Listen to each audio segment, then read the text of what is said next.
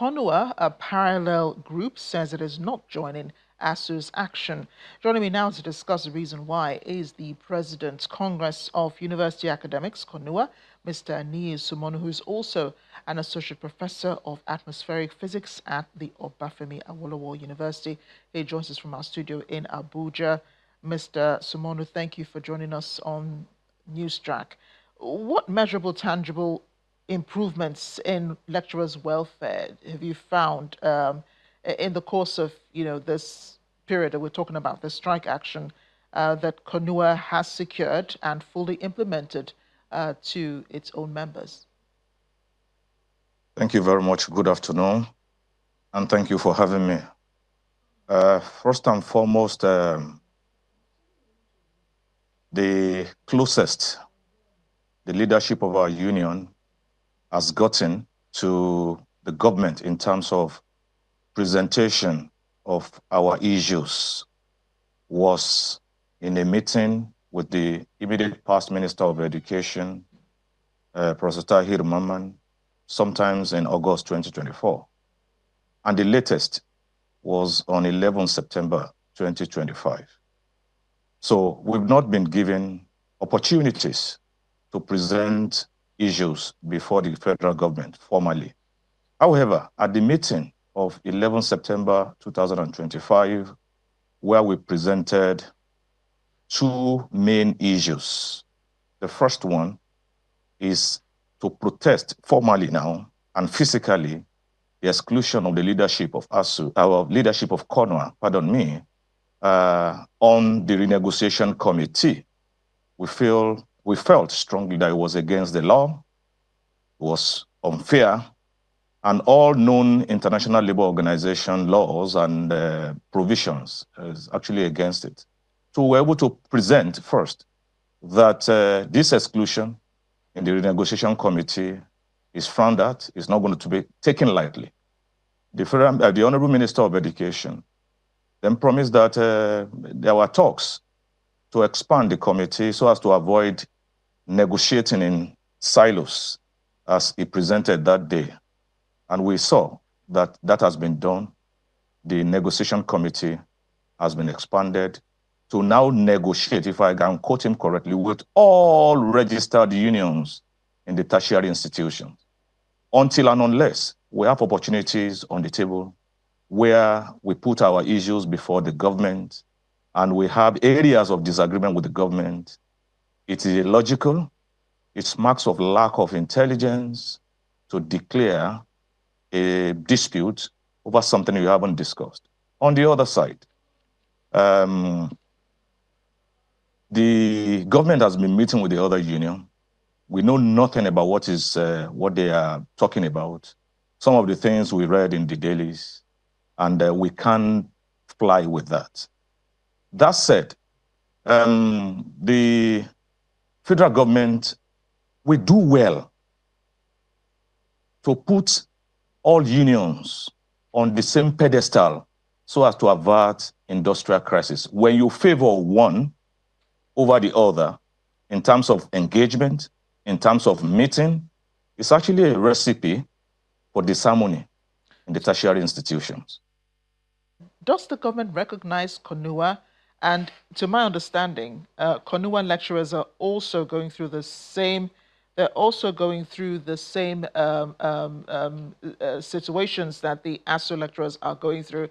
The only difference is that ASUU has begun a strike action to express its dissatisfaction.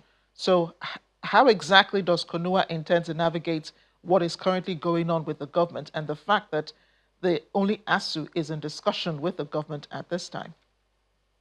So let me confirm to you what you said, that members of Conua who are academics from the lowest rank, graduate assistant, to the highest rank, which is a professor, have membership across that cadre, are going through, have almost similar issues with what the other union is putting forward. Our salaries, and I want you to quote me correctly here, our salaries have largely remained stagnant since 2009. There have been marginal increment, which I will call tokenism, So we have almost similar issues. But the point I am making here is that no union can claim to represent the other union without informing him before the government, without informing him, and claim to be an umbrella body for all other unions. That won't work. On the part of the government, in fact, I have government to call out here. The attitude or disposition of the government to engage in one union over and above others would be a recipe for disaster, which would be sort of envy, sort of trying to put bottlenecks or roadblocks along the line of implementing whatever is even agreed upon.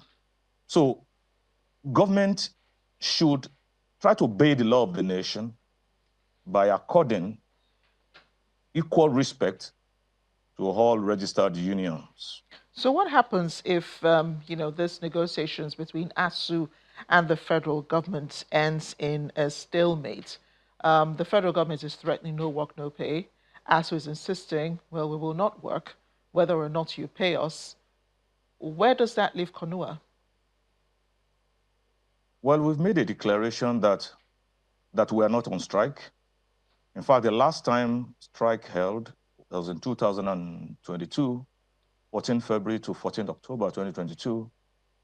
We have challenged the government on this, on the outstanding 3.5 months salary, which we felt we do not deserve that salary to be held against our members, because that we were not on strike, that we didn't declare strike, even though it was late in the year of that 2022 that our registration came through. And the way we believe these issues should actually be approached, one is that of engagement. We know government over time has been largely irresponsible, recalcitrant in terms of fulfilling agreement it willingly entered into. And government is a continuum. What we will demand from the current government is to match words with action. And if they fail to do this in terms of a legitimate request, yes, we have several trade dispute tools in the box. And what we have done with respect to 3.5 months without salary, which we felt strongly that our members do not deserve, really deserve to be paid, is to take the government to court on the matter. We need to prove in the court. And we then want to see whether there will be a judgment and the government will want to run against the law, its own law. Mr. Sumonu, thank you so much for speaking with us on News Track. I appreciate you all taking your time to explain the issues and, of course, explaining Conua's position in this war between ASUU and the federal government. Thank you so much for having me.